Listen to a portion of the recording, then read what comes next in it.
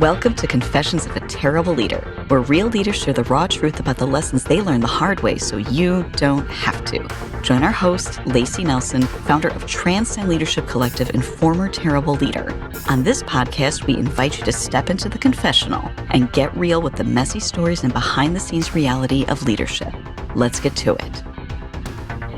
Hello, friends, and welcome back to Confessions of a Terrible Leader. I'm your friendly neighborhood podcast producer, Mary Scott, here today with CEO and founder of Transcend Leadership Collective, Layci Nelson, and host of Confessions of a Terrible Leader. Layci, welcome. Thank you. Fun to be back on. We've had a little hiatus. Yes, we have. I'm excited to talk about the topic today. Oh boy. Speaking of which, so listeners and viewers, we are recording this today on Tuesday, December 16th, in the year of our Lord, 2025.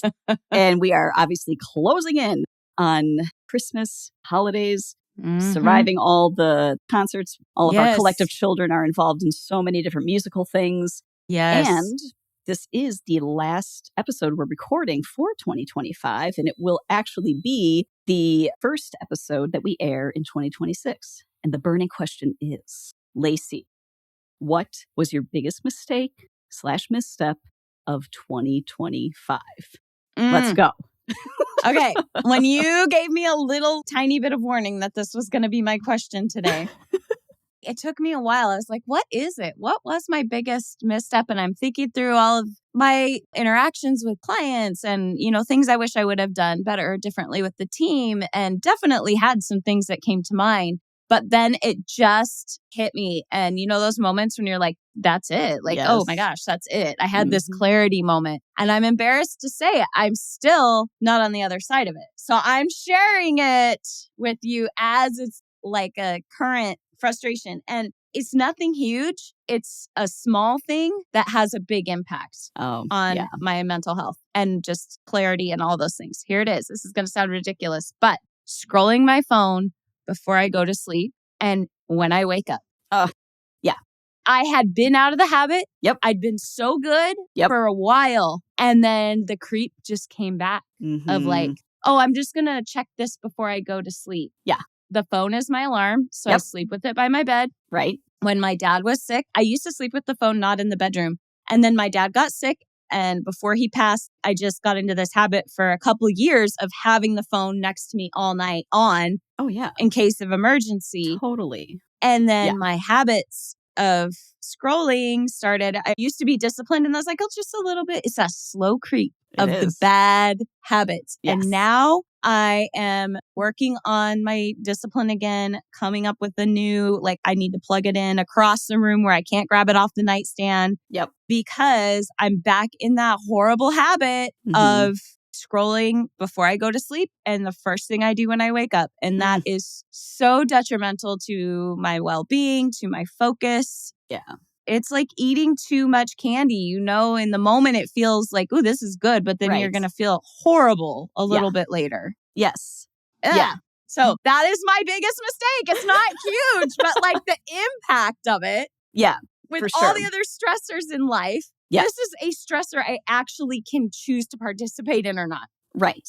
That's so true. And I love that you brought up something. And also, by the way, listeners and viewers, I did not know ahead of time what it was going to be. So this is fresh news to me as well. All I could say is so relatable. It's so easy to fall into it. And when I start the day with scrolling, the way I literally feel is I feel icky. Yes. I feel gross.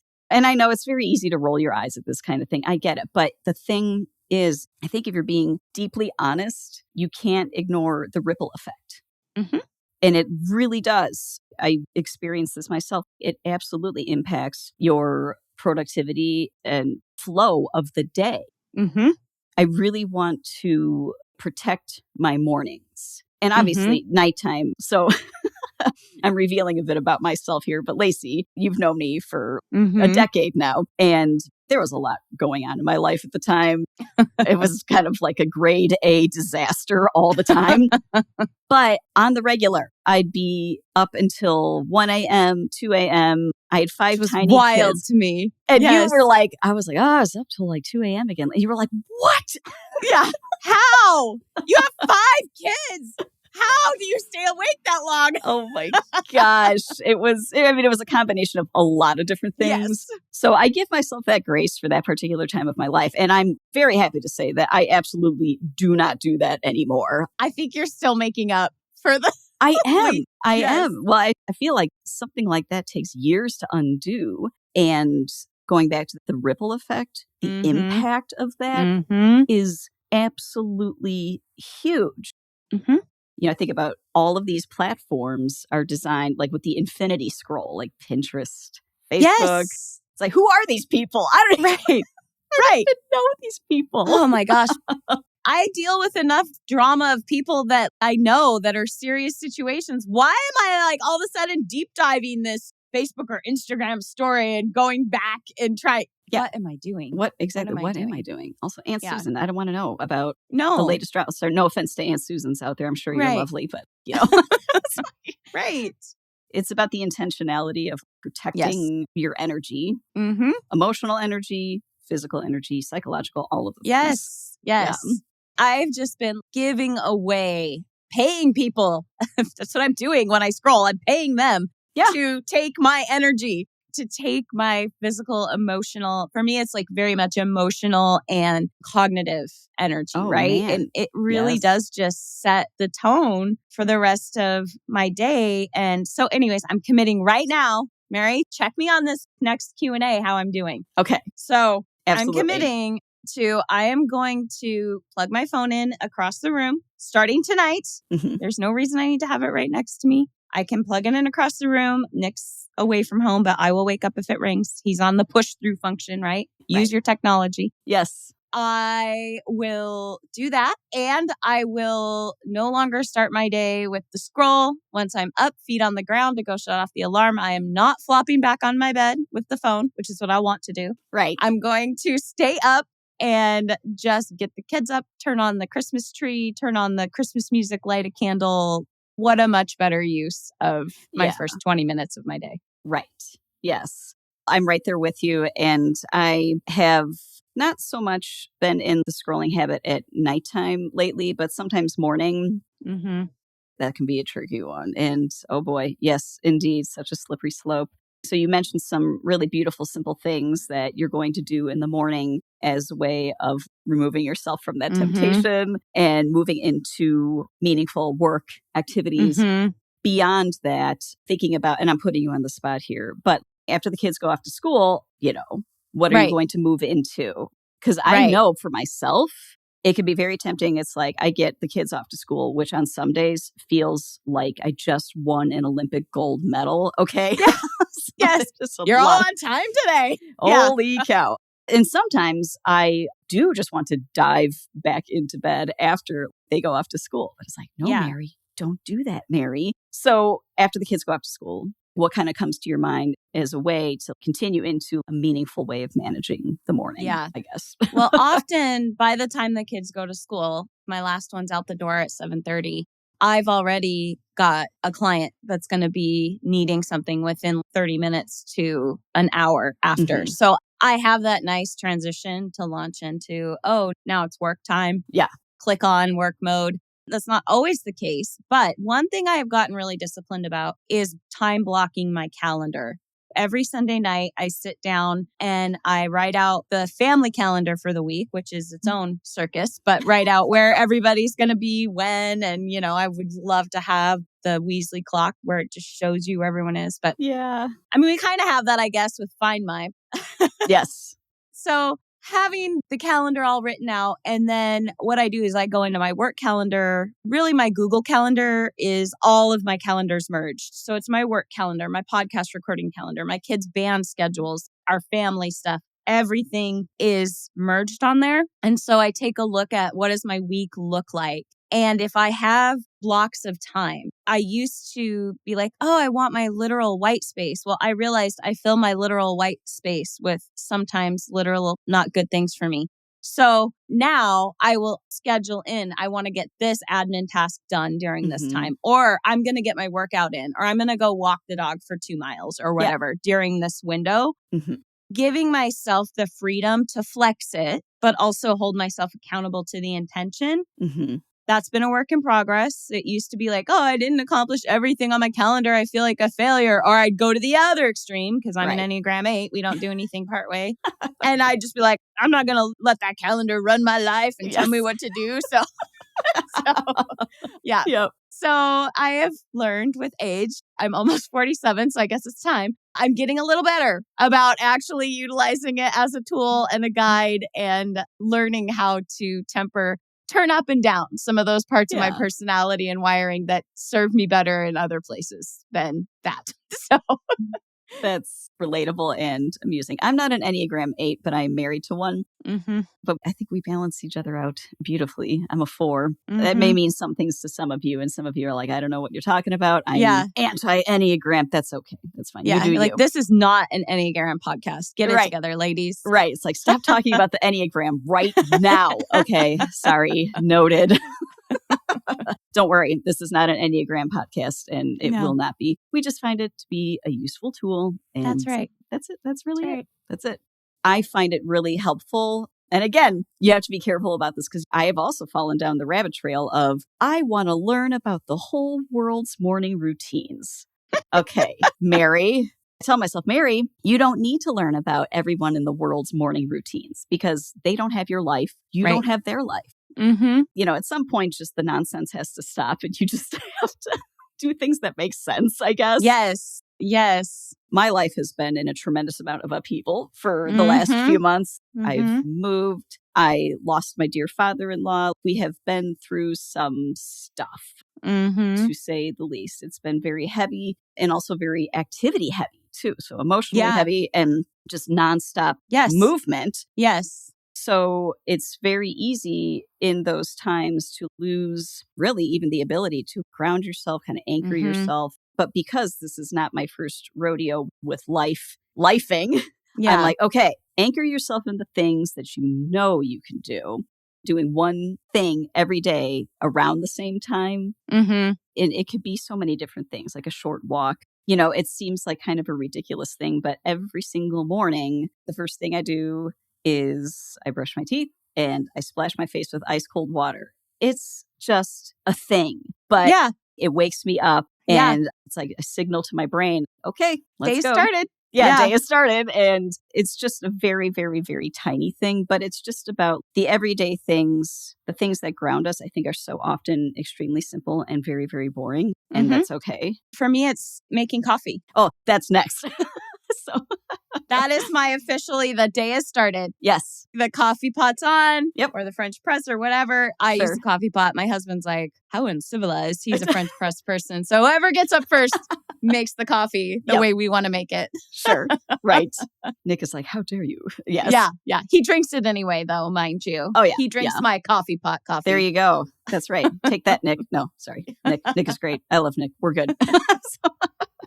In the spirit of Confessions of a Terrible Leader, I think it's really important to understand that it can be a big mistake. It can be a small thing, but the small things can have tremendous impact. So I appreciate you sharing that. And I feel like this is something that everyone can relate to.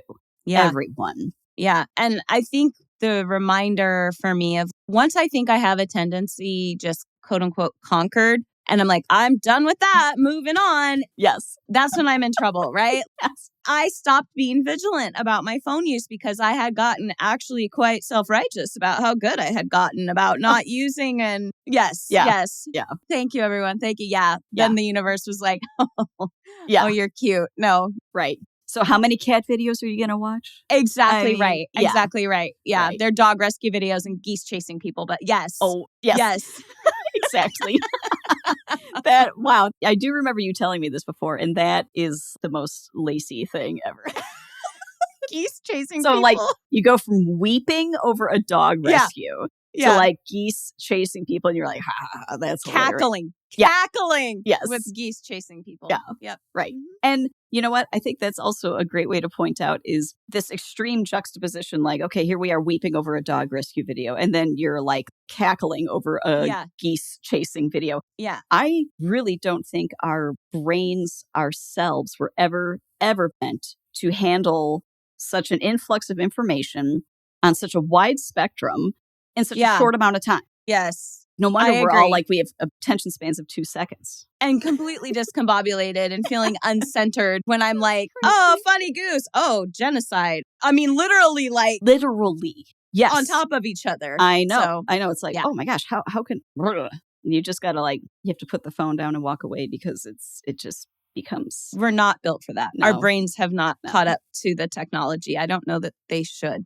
Yeah, I don't know. I don't think so. I just don't feel like that's how we were made to function optimally. Yeah. Doesn't feel like it. No. It feels like chaos. That's what it feels like to me is chaos. And I don't actually enjoy that feeling. No, so. It's too much. Well, here we are on the cusp of 2026. Yes. And I feel like this is a beautiful thing to share and a way to wrap up the year. And I appreciate you sharing that because it's such a simple thing, but I do think it's really important. Yeah. You've inspired me. So I'm going to. Good. Yeah. Good. And no phone shaming here. It's just this is what we know is working or not working for ourselves. I was like, what's not working? What is something I keep saying I'm going to do something about? And I haven't. I asked myself our 2 questions that I love to ask and hate to answer. What is something you're pretending not to see? What is something that you're pretending you don't know?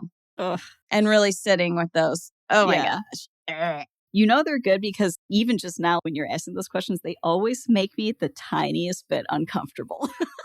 Same, girl. I'm like, same.